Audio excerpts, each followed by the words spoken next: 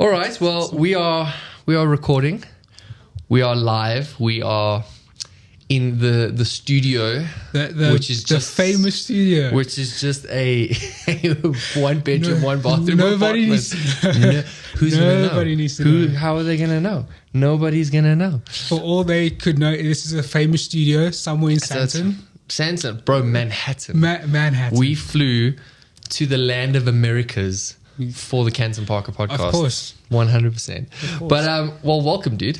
Oh, thank you. Neo Bahula. Of course. Did you want to use my first name? My actual legal first name. Can I use your legal first name? For it. Can I tell the people? As long as I can say your full name as well. Well, funny enough, it has been mentioned already, but you're more than welcome to. But Lebogang Neo Bahula. There you go. The one and the only. Yeah. That's the ID name right there. That's your ID name. That's what you put on your government documents when you are wanting to be governmental. But welcome, dude. Thanks for taking the time to join me on this new venture, this new adventure that's both daunting, it's exciting. I told you off camera, I've told everyone this, but like I have no expectation on this podcast. I'm not trying to make it perfect. I'm not trying to make it be like the be all end all and like this best thing that everyone wants to flock and listen to. Like I don't care. I just want to have real people in front of me, people that I love in front of me, people that I love having conversation with in front of me, that we've had life together. We've had the ups, the downs, the happy, the sads. We've had it all together. And season 1 is all about friends and family. And I have one of my best friends in front of me. And the whole idea behind season 1 is a collection of stories. And I know we've got stories. Bro. We've got stories and good stories. I think we've got a great depth to our friendship. We've got a great width to our friendship. And we've had a lot that we've gone through. More so not between us, but like with us. Like there's been a lot of stuff that has happened to me that you were the collateral damage, and a lot of stuff that was about us and with us that we were like, hey, what the hell is going on? What is going on over here right now? Yeah. And you never know. This might be the podcast that gets us cancelled, which might be fun. That's the hope. That's the hope. Have you even made it in life if you're not cancelled? Of course. That is my life goal, to get cancelled. 100%. I'm surprised it hasn't been done yet. We should put it on our LinkedIn profile. 100%. But dude, so again, thank you. Oh, thank you for having me. I mean, Canton Parker podcast, we're finally here. Who names a podcast after themselves? What a narcissist. I was about to say, who did you learn from? Well, Neo, we'll get into it. But bro, I think straight off the bat, I just wanted to ask you, like, do you remember the first time we met? I do. Even if it's like vaguely. Do you remember? I'm going to explain now, like what I remember. I don't remember if you remember. Okay. Do you remember? I know it happened at church. It did happen at church. Yes. It was a Friday at youth. Yeah. I don't remember how we met. I just remember I was leaving, and then it was you, the pastor, and you said goodbye. See you on Sunday. Let's catch up after the evening service. I remember that. I said this to you. You said this to me. Okay. And I rocked up at the evening service at the 5 p.m. like, where the heck is this guy? Oh, did I not come? No. Oh, wow. I'm still touched about that, but it's fine. That is horrible. It's fine. It's funny because I still do that today. Yeah. Like, I don't know if you remember, there was... I don't know if it was a lunch or a dinner or something, but I was like, guys, we should do this. We should go out. Yeah. And then I planned the thing. I invited everyone, and I was the one that didn't pitch. I think I fell asleep. Wait, what is this? This was I think 20 something. Ashley was still involved. I think Charlton was there as well. There was a few people, but I planned it, and everyone went out. And they're like, "Hey, where are you?" And I was like, "Oh yeah, I forgot about that." But I'm the dude who planned it, so. I don't think it's too far off to say that I invited you to the evening service and I didn't pitch. No, it's fine. Wait, I want to hear your version of the story. So I know we met at youth. I was a youth leader, and you were attending. You were one of the youth, and I was like, oh, this guy's cool. This guy's dope. Like, we chatted for a bit. I believe that he had a great. It sounds so cliche when you say it out loud, but. Like, I believe you had like a great future ahead of you. And I was like, this guy, if he goes along a certain way and he thinks a certain way and he surrounds himself with the right people, like this guy's going to be a great catalyst in many different people's lives, not only just in his own. And yeah, then I think just after that, it was like just seeing you more at youth. You were always the guy that just was there early, first one there, last one there, the good old fashioned packing the chairs away. And yeah, just always willing to help and be part of what needed to be done for other people to have a better experience. And to this day, you're still like that. You're the type of person that will always be there when someone needs them. And you're the type of person that will go over and above that. Even today, like as of right now, like we had a friend's birthday and we were together this morning at the same place. And I said, okay, cool, we're going to go for coffee. And then, we're going to come here and do the podcast. And you're like, I just want to go to this friend so I can drop off their birthday gift. And like, you didn't have to, but you chose to and you wanted to. And that's just a testament to your character you're there for people. And as much as you're not quote unquote a people person, like you kind of do prefer your space and you do prefer your own little bubble, which is nothing wrong with that. I'm like that. And I think a lot of people are like that because there's comfort and there's safety there. But you're also the type of individual that wants to make people smile and know that person can do, in full confidence and assurance, know that you're in their corner. And yeah, so I think you flatter me too much. Oh, thanks, bro. I appreciate it. You should get a tattoo. Eventually, we'll get there. But yeah, like I remember that. Do you remember how we ended up getting closer? It's weird. How am I asking you the questions now? Welcome to the Neighbor Ruler podcast. Yeah, there you go. Coming soon. But what you because obviously we met at youth and all of that, but I don't think we were ever like close until because you always used to. I was on staff at a church. Yes. At this. Do you remember how old we were like back then?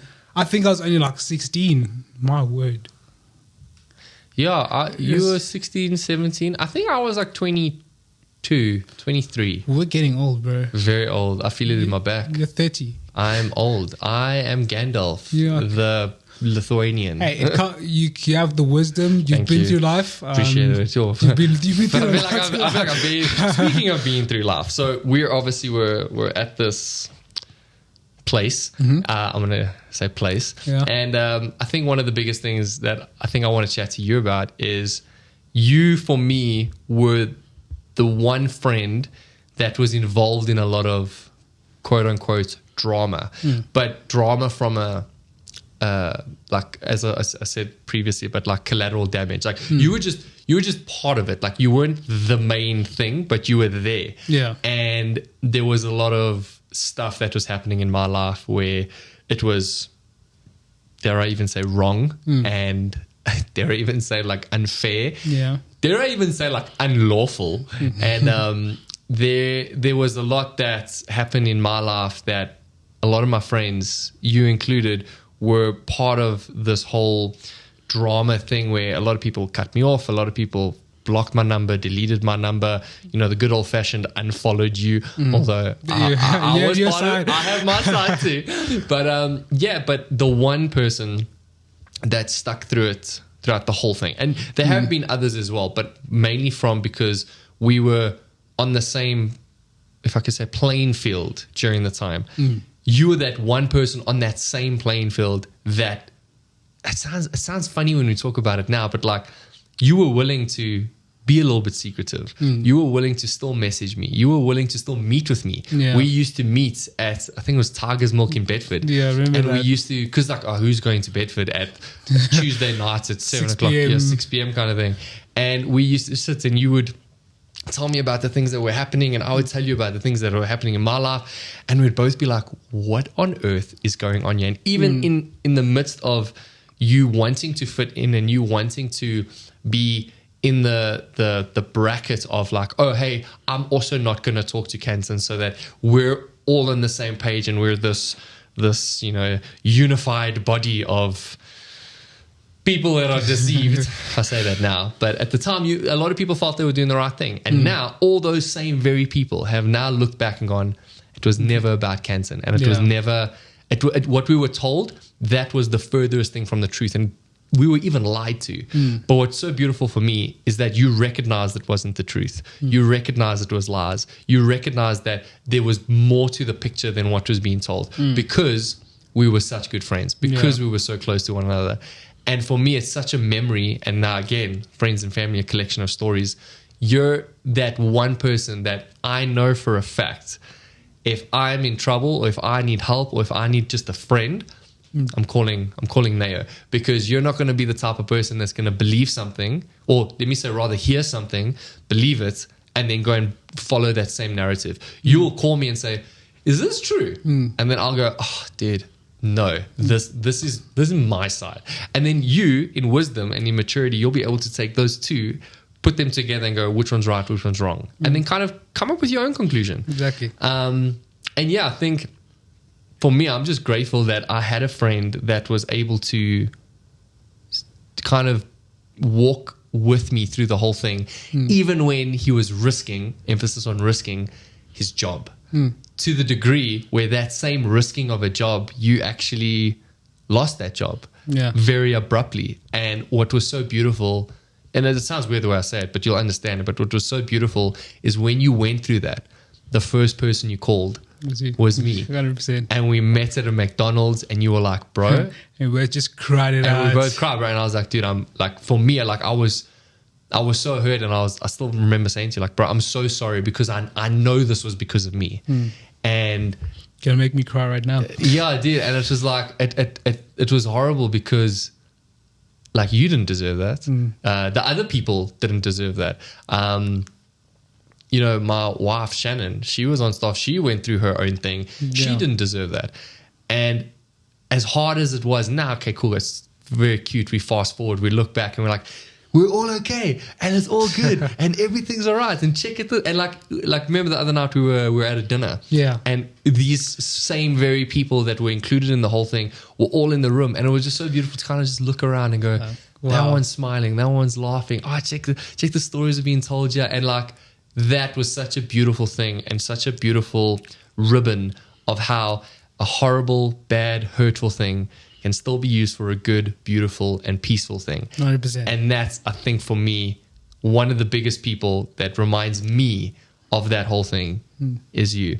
But I wanted to ask you, I've been talking a lot now, but I wanted to ask you during that moment, and it's like straight into it already, but how did all of that feel for you? Like, because it's one thing for me to say like, oh, hey, this is what happened. Yeah. It's another thing for you to say like, yeah, but this is actually how it was. Yeah.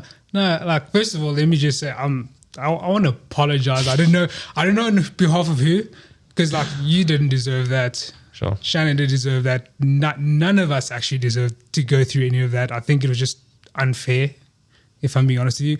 But yeah, I think for me, how did I feel going through that? It was weird. It was weird at first, because like at first you brought up through this, how do I say? You brought up in this, I don't want.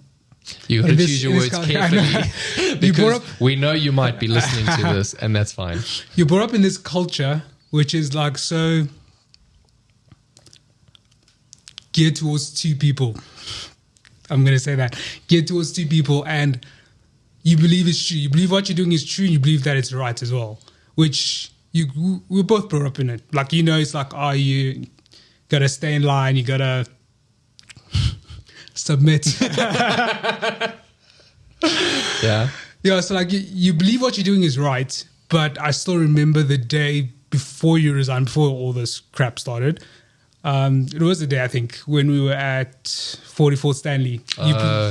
Funny enough, I don't even think you were planning to tell me you were resigning, but like we just had a lunch. Yeah. And then that's when you came forward. No, I did want to tell you. It was Charlton. There was like 4 people that I wanted to tell before it was announced. I only ended up telling 2 out of the 4 people, which annoyed me, but anyway, it doesn't matter. But you and Charlton were the first 2 that I told, like 100%. And because I wanted you to hear it from me. And, you know, I spoke to Charlton about this in the previous episode, but like, remember when I told you like, hey, this is what's going to be said and this is what's going to happen. And you both were like, yeah, okay. And then like, I think a week or 2 afterwards, you're like, dude, how did you know that was going to be said? And for me, I was like, right. So yeah. Yeah, so like I think that's where it all started, because like a lot was said, especially we can take it just from the week you resigned. Like a lot was said. You were in the room when it was said like nothing's gonna change, nothing has to change. But then what happened afterwards was like the complete opposite of what was said. And I mean, I still remember you still coming to the place. I don't know, can we mention it? You still coming to the church afterwards. We see you. Everything was fine for like the first few weeks after that, until you start getting pulled into meetings as a staff member. Until, like you say, the things you were telling us what's going to happen. You know, start distancing yourself from this guy. I'm like, why? Why should I be doing this? It's like, no, because of A, B, and C. I'm like, yeah, I hear you saying A, B, and C, but I know my friend. Like I've done life with this guy. I'm like. Like what you're telling me and the person I know, it doesn't line up. Yeah, it's not lining up. It just does not line up at all. So it happened for months. Like it was like because I still remember like our secretive chats as well. What was this? The secretive chats in the office? Because no, I'm saying between us. Oh, you know. So like obviously the situation was still quite sensitive, but I don't think it had escalated yet. So it's kind of like we still see each other here and there. I remember we watched a few football games together. We were able to see each other here and there until it was like a definite no, you can't see this guy. Got pulled into a meeting. It'll be like World War IV. It's so bad it skips 3. Basically. So I got called into a meeting by the leadership, by my HODs, telling me not to hang out with this guy. But I'm like, the reasons you're telling me not to hang out with this guy does not make sense. I'm only hearing it from one side. So I'm like conflicted. Like that's the one word I'd use throughout this whole period. It's conflicted because I'm like, you're saying one thing and a part of me trusts you, this side, and wants to believe you, but I know my friend at the same time, which I'm like, I trust and believe him as well. So I'm like, which is the right truth to believe here? So I'm like, I'm going to let it kind of simmer down, which it never did. It just never did. Oh me, oh my, did it not calm down. I don't know how specific you can get in. Well, if I can say this, like, because this is going to be a public podcast. Yeah. From my mouth, yes, I still want to keep unity. I still want to keep 100%. Peace. I don't want to mention names to still protect, to still cover. Like, you know, I still want to be the individual that isn't causing division, even though that was the whole bloody narrative. Shush, please. But at the same time, in contrast to that, I do want to state stuff like we worked at a company, there were people. Like, if you know, you know. If you don't, then, you know, if the shoe fits in your category, in your context, cool, knock yourself out, do your thing. But I don't want to be the person that's like, this person, this is their address, this is, obviously, you know what I mean? So yeah, man, say what you're comfortable with, but yeah, still in the context of protecting, So I don't know, you can cut it out if you feel like it's a bit too much. No, so like what I was going to say, I remember being called into a meeting.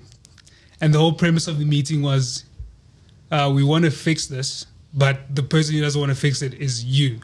Sure. So if we want to fix this, get Canton to come and fix this. So it's just like, okay, I understand. Okay, I kind of get you. And I'm like, I feel like one of the words I'm sick of is offense. It's like, oh, this guy's offended. I'm like, that doesn't really make sense, but okay, I understand. I want to respect that. I think after that whole meeting, that's when I had that phone call with you. Yeah. Hey, listen, everything's a bit of a mess right now.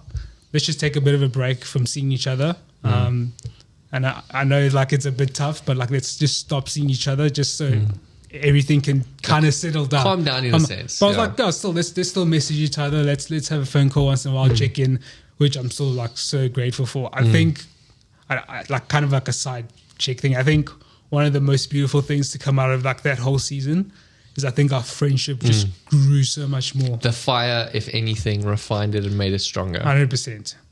Like I think it's one thing I've heard. Apparently, long distance relationships, even though I'm not a big advocate for them, they're probably the best to grow a relationship because you don't have that whole physical nature. So you get to really get to know a person. Yeah, you got to connect with the individual without having to be in front of their face. Exactly. And to have to connect with the person when they're going through so much crap from both sides. And like, not so much my side. Like for me, it was a bit like this whole conflicty situation.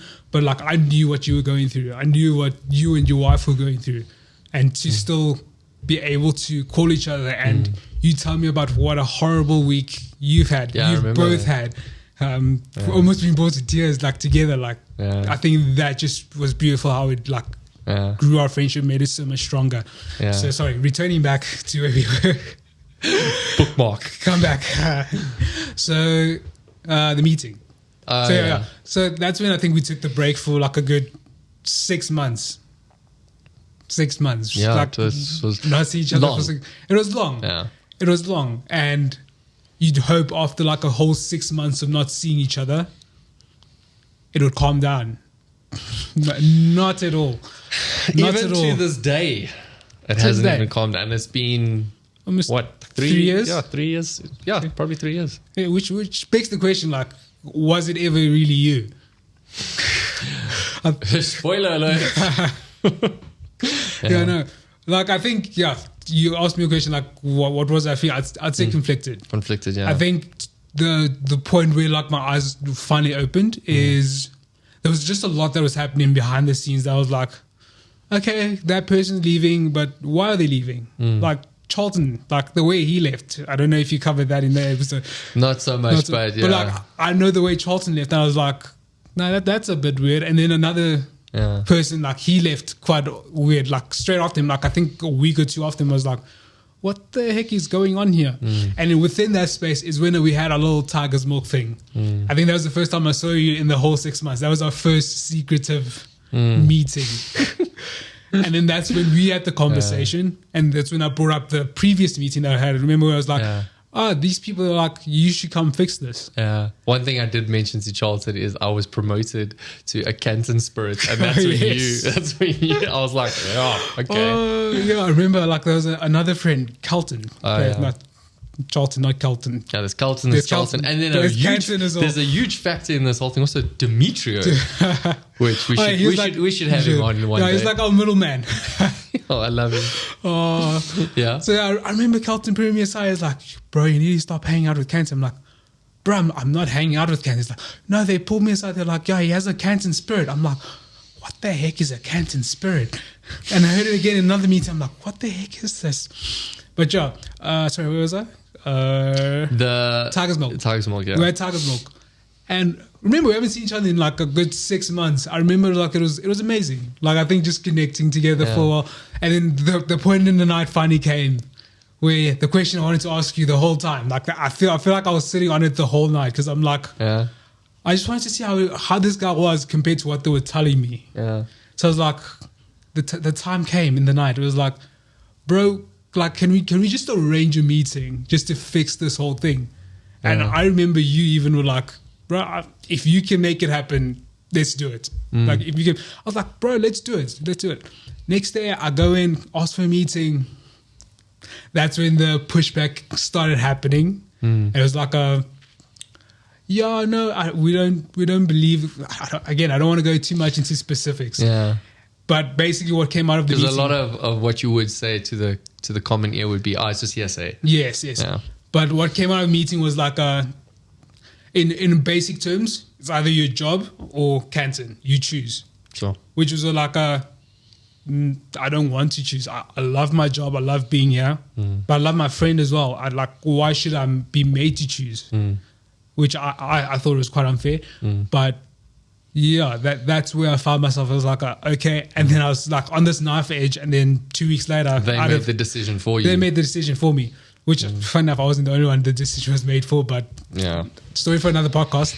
Sorry for episode, part 2, whatever. But it was very abrupt for you, and I think feel like, sorry to interrupt, and I feel like that's the same way you said earlier, like you'd be the one friend, I'd be the one friend you'd want to call. I think that was summed up when I actually did get fired. The one friend I wanted to call was you. Yeah. Funny enough, in my dismissal meeting, I was thinking about this whole thing. Obviously, I knew I was getting dismissed, but obviously it wasn't mentioned. It was like kind of concealed in a way. I was like, I know why I'm getting dismissed. In a way, I'm kind of glad for it. Sure. Like a part of me, even though I was sad that all of this was happening the way it was happening, a part of me was really glad that I get to, I termed it like this, I get to have my friend back. Sure, yeah. Even though what you said was like, you never lost him. Yeah. But I was like, part of me was like, part of me did, but like, I'm really glad to have my friend back. Yeah, that terminology, a lot of people, you included, probably you as the first one, but everyone from that has both to me and to Shannon said, word for word, it's so great to have you back in our lives. And like, you've heard me say this, I don't know how many times in different contexts, but life is not what you do, it's who you do it with. 100%. Because your job will change, your circumstance will change, your health will change, your wealth will change, your interests will change, your hobbies will change. Everything in life will change. Yeah. To some degree, yes, your friends will even change. However, those exact friends will push you into having better health, to having more stability in wealth, in choosing the right job, in to having a better lifestyle. Those friends ultimately, and any friends, anyone in any category, you name it, your friends will ultimately shape your future. That has always been the deciding factor for individuals. And to the opposite degree, if you're an island and you don't want any friends, well then who's keeping you accountable? Who's encouraging you? Who's correcting you? We know that, a correct words from a friend to correct a friend goes far better than just, cheering them on. Because I at least want to be the person that's in your corner to go, hey, you stuffed up. Yeah. It's okay. Let's do it together. And I would want that from you because there's nothing more frustrating than just doing things in life and you just think you're getting it all right. And it's like, oh, I don't need to change for anything because why do I need to change? Because everything's just going perfect. Yeah. But then all your friends are secretly going, oh man, you should stop swearing. Oh, you should stop this. Oh, you should. Oh, dude, you can drink, but you're drinking a bit too much. Oh, you know those drugs you're taking, bro? They're literally destroying your life. But you've just got a friend that's like, yeah, no, but I love you, and you're my friend. And then sometimes it's on the opposite end. It's kind of like, yo, why are you telling me what to do? You're my friend. You're supposed to love me. And it's like a real friend cares. A real friend corrects. Yeah, 100%. I think that's one thing I do appreciate about you. Yeah, like man. You've done it so many times before. I hope you do it more in the future, where you'll call me out for it. Yeah. And I think that's like you say, you need friends like that. You have to, because man, like I dare you to drive without looking at your side mirrors and rear view mirror. You're going to crash into something real quickly. But as a friend, I want to be the one that kind of turns around, has your back and says, hey, dude, car on your left about like 2 meters away, don't merge now. And then, you see that car? Yeah, cool, dude, you can merge. And what ultimately does that result in? Safety. Yeah. And ultimately, as a result from that, you'll get to your destination. Yes. And I think that's the beautiful thing about friendship. But speaking of change, to kind of pivot a little bit, you've done a lot of change in your life. Big time, bro. Like you're one of the biggest inspirations to me as well as many others, just from sheer physical appearance, but also from a discipline, practice, and lifestyle. And, we've always chatted before where there's no change, there's no growth. If there's no growth, it's because there's no change. Yes. And change is a very important thing to have in life because you will evolve and your mindset will change. And the things that happen in you and around you will ultimately shape and form you to become a better individual or a horrible individual. It can happen. But in this context, I feel like you've really elevated from where you were. Specifically health-wise, and specifically from like a gym perspective. Like your lifestyle has completely changed, but in such a way that it's inspiring and it's kind of like it's looked at least for me, in a way where it's like, man, this guy's dedicated. Like you go to gym like every single day of your life. Yeah, I feel like you sleep with a dumbbell. If I could, I would. Just like 6 days a week. Six, not 7, not 8. No, you need a day off. Otherwise, okay, you need whatever, a day off. whatever. No, so days off are good. Days off are good. You need to recover. That almost sounds like it's just good advice. Yeah. Take a day off and recover. Of course, in every area in your life. The other days, just sweat it all out. That's pretty good. But you've done quite a transformative journey in change. Yeah. Again, I just mentioned physical appearance because like I remember we went for a lunch or a dinner or somewhere with a friend that also in the same context that we previously spoke about, they saw you and they literally said, where did you disappear to? And like a lot of times you hear that like, oh, because Naya was busy. Like, no, but physically it's like, where did you go? Because of just how much work you've put in to show that like, hey, I'm putting in the work and I'm getting the fruit out of it. Yeah. What was the deciding factor for you to change? It's weird. I don't know. Like, I think just in that period of my life, what I was going through, it was beginning of 2023 last year. It was after the whole thing just happened and I made a couple of mistakes after that, which you know about. I think after all of that just happened, I just needed something to focus my mind into, if that makes sense. Yeah. So as the year started, you know how every year starts. It's like, oh, new year, new me. I'm gonna change it all, you know. And the gym is full of people. It is so full. So as the year started last year, I was like, no, let's see how it goes. Because it's weird. I've had this for like so many years. It's like, yeah, new year, new me. You start off in the gym. And then February is like, yeah, I'm never seeing this again. I'll start again in winter. Then winter comes, it's like, yeah, no, it's too cold to go to the gym. You know what? When September comes, I'll go to the gym. And September comes, it's like, you know, it's almost Christmas. You know what? I'll just start next year. And it's just a downward spiral. Exactly. And this just kept happening year after year, year after year. And I expect the same thing to happen again beginning of last year. So I was like, okay, let's just see how it goes. So I was like, let me start slow. You know, I'll do 3 days a week, see how it goes. Then I started. I was like, nah, let's do 5. Let's just do like every single day of the weekday and like let's see how it goes. It's like, okay, it's not bad. And then I put a challenge in my mind. I was like, you know what? If I'm just going to do this for a week, what's the point? Like it's not going to get me anywhere. Nothing's going to change. I'm like, I'm going to give myself 3 months. 3 months. Let's just be dedicated for it. Let's just see what happens. Every day, well, every week, 5 days a week in the gym. Let's see what happens after 3 months. Also, as a bookmark, you used to go like, if I'm not mistaken, like 5 o'clock in the morning. No, not in the beginning. Not in the beginning. Not in the beginning. That was when I started my job at Story Brand and all of that. That's when it just I don't miss it. Not the Story Brand, but the waking up early. Wake up early. Oh my word. Wake up at 4:30. I don't know how people do it, eh? No. And they queue outside the gym. I don't know how they do it. I showed you the other day, bro. Like these guys, I'm like, what are you doing? Guys, it's winter. Like, why don't I just go back to bed? But yeah, so I was like, let me give myself 3 months and let me be dedicated to it and just be consistent for 3 months. And if I see change, then it's a good thing. So I was like, okay, how do I make it through 3 months? Let's break it up into 3. It's 3 separate months. Let's start with the first month. Let's do a month, just a consistent month. I was like, okay, cool. Like I'm aiming for 1 month. Exactly. And I think that's what helps so much. Even right now, like you're like, yeah, you've transformed so much. I'm still trying to transform a bit more. There's never a destination.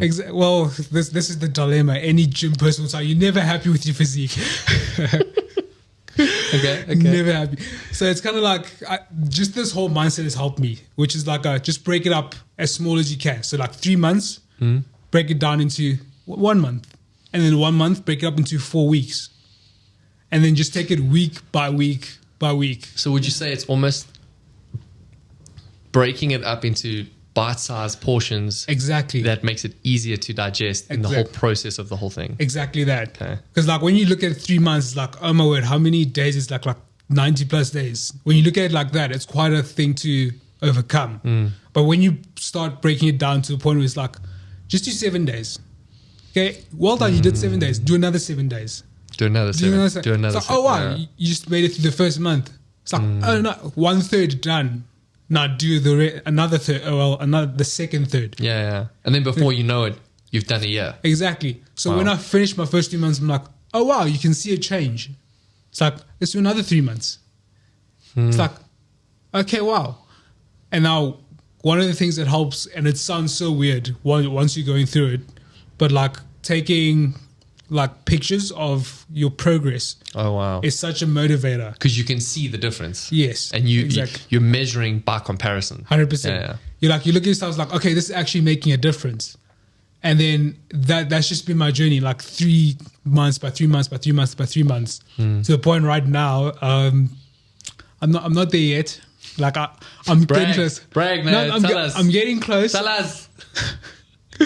Right now, like, you're the first person I think I'm going to tell, like, the official. So I used to weigh 127 kgs. Okay. Currently, right now, I'm at 95.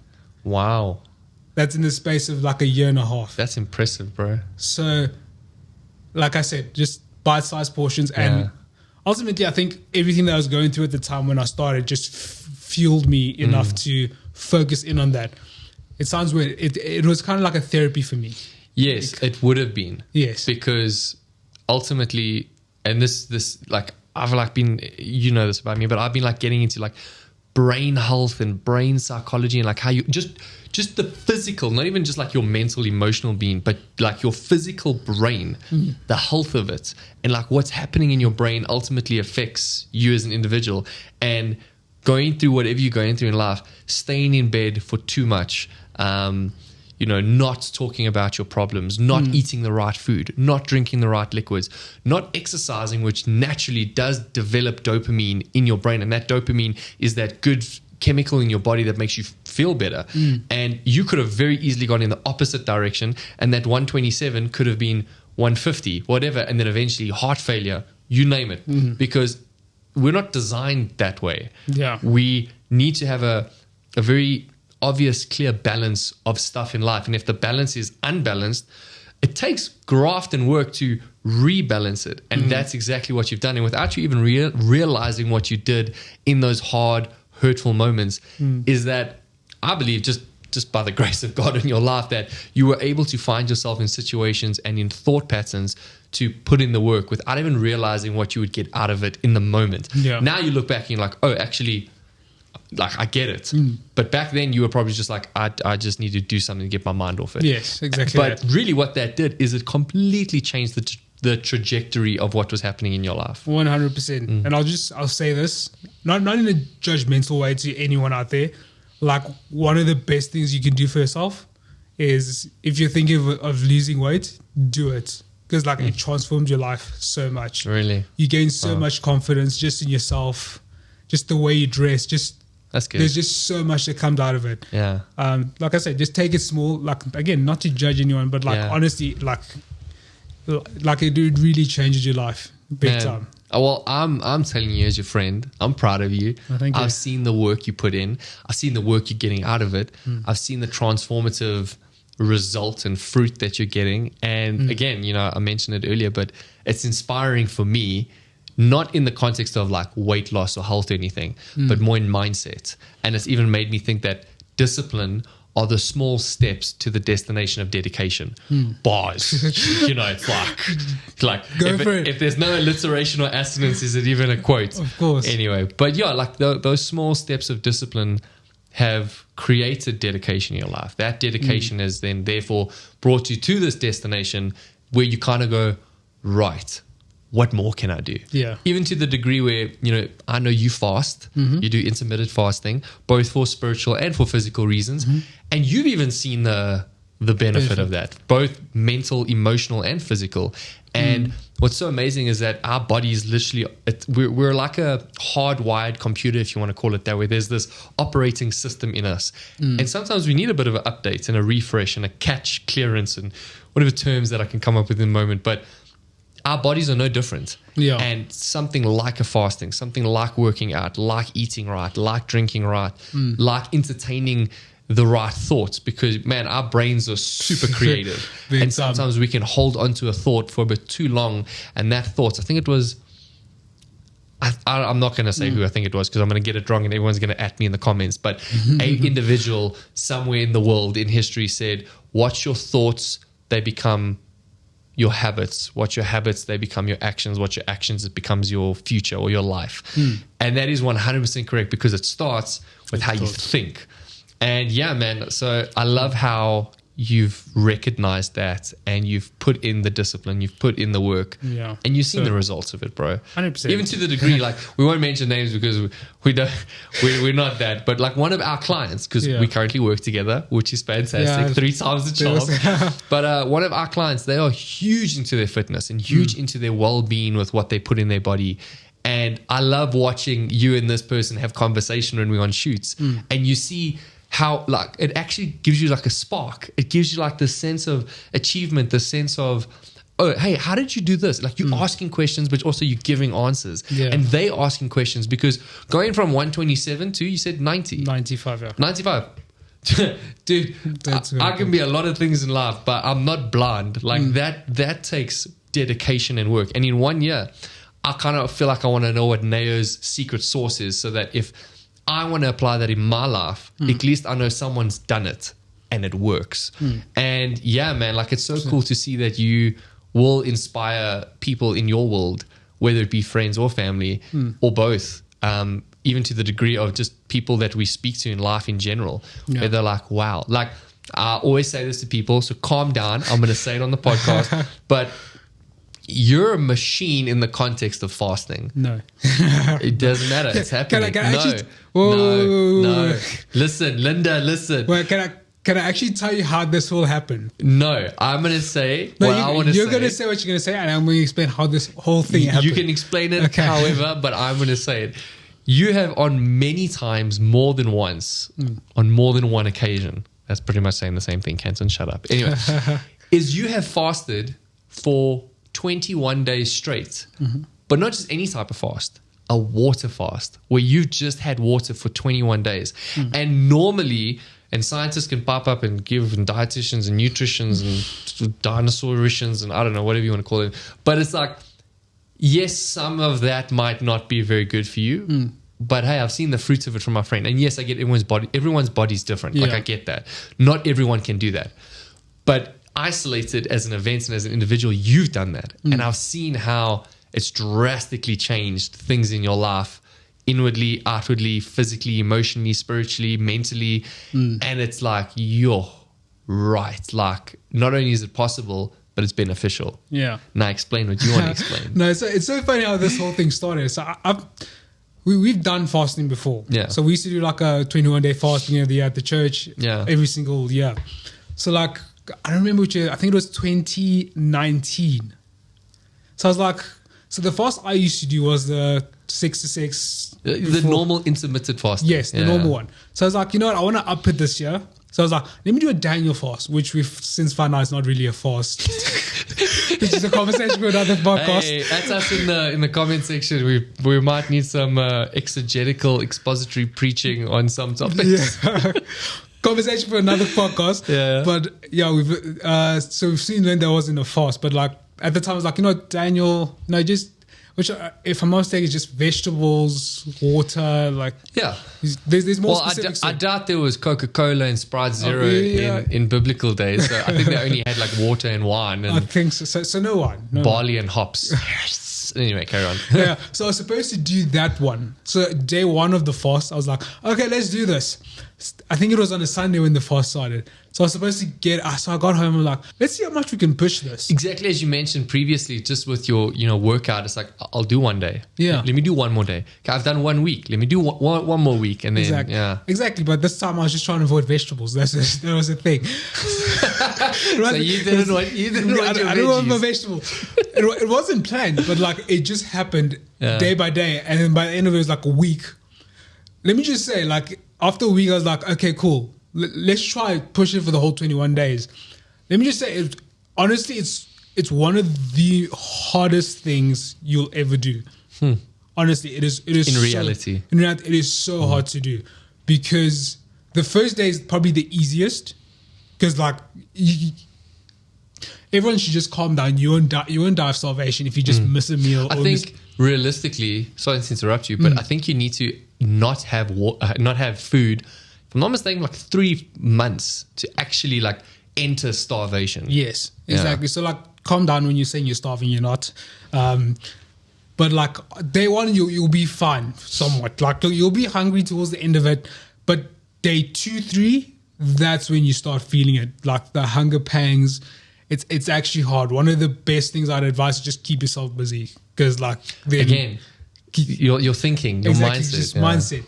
And then I'd say after like day 6, your body gets used to it. It's weird. It's like, I'm not eating. You get hungry here and there, but like you actually don't get really hungry. It's more so you get cravings. Like you crave certain things. You crave everything. For some reason, like it doesn't make sense in my head. One of the things I found so therapeutic was watching cooking shows. That's like the worst. It makes no sense. But I'm like, I'm here watching Gordon Ramsay, which I probably shouldn't if I'm doing a spiritual fast. I mean, carry on. what are you? I was going to say that. But yeah, so this was my first one. So I did that in 2019. And eventually, like after the 21 days, I felt fine. By the way, after a 21-day fast, the worst thing you should do is dive right back into food. Just take it easy. You do like juices and smoothies and liquids, and then you build up. Yeah. Yes, like I felt so sick after that first day. I mean, it was worth it, but like I felt so sick. I can imagine. Yeah, because if I'm not mistaken, there might be someone who might correct me. Your stomach shrinks, obviously. Yeah, I would presume so. I mean, I don't know my longitudes and latitudes of the body, but I would presume it's a change. It's an abrupt change as well. Yeah. So I did that then in 2019, and then I attempted to do it again in 2020, which I do think I did. And then 2021. 2021, I didn't. I think I might have an injury or something, so I was on medication. Yeah. So I started it in 2021. I remember that. And then I got like an ankle injury, and then from all that, I need to take medication, all of that. And then 2022 was the last time I did a full 21-day fast, which was probably one of the best ones. Actually, it was very good. And but now then, you're doing like those pockets of fasting and more consistent. Well, this one's more different. So like that was all for spiritual reasons. This one's more for this. It's what has helped me so much with my weight losses. Wow. But again, it's so bad because I'm avoiding vegetables. I'm avoiding eating healthy. Spinach and broccoli. I'm joking. You do. It's helpful, but I'm like, I'm so lazy to be. It's actually a good thing to go and like prep a whole meal thingy and all of that. I'm too lazy to do that. I'd rather just calories in, calories out. That's how I work. I wish I had a brain for that, bro. No, it's actually so easy. That's what everybody says. But bro, I must say, I'm so inspired by your transformative journey as a friend. Both you as a friend and like me as a friend looking at a friend. There's a lot of that. But yeah, like both your mindsets, your health, just seeing how you've grown, your confidence, your competence, your skill level in what you do, in how you do things. And yeah, I think as a friend, I'm proud of you, bro. Well done. Well, thanks, bro. You've really crushed, and I think you're going to inspire a lot of Neos around you. You want to explain that? Because it's something you've mentioned so much in our like relationship. Obviously not to myself as like only. There's like so many people you've mentioned it to. But like I don't know. I feel like the peeps would love to. I think it'd be very beneficial for the peeps. The whole. Yeah. Well, I guess then to close, the pain that you go through and the struggles that you go through, if you really think they for you, you couldn't be more deceived, because there is a future you that will be in front of you where you'll look at them having the same struggle and the same pain, and you'll know what to do, what to say, how to say it, and walk with them through that journey and through that fire that will ultimately cause them to have another one of them in front of you. And it's this wildfire mentality of encouragement and grace and kindness and generosity that has a generation legacy and community of people coming together in shared struggles and shared pain, all for the betterment of each other. And that's why it's like, your pain's not for you. It's with you, but it's not for you, because there'll be someone else that needs your story, that needs your insight, that needs your wisdom and guidance to kind of get past their pain. And yeah, so I'm grateful for you, bro. That's a nice way to wrap it up. I'm grateful for you. Grateful for you, We've been through so much. And more to come. More to come. Bro, thank you for joining the Cancer podcast. Always sounds weird when I say it, but I mean it when I say it. I love you, and thanks for everything that you do and all that you are, bro. Love you too, bro. Thank you.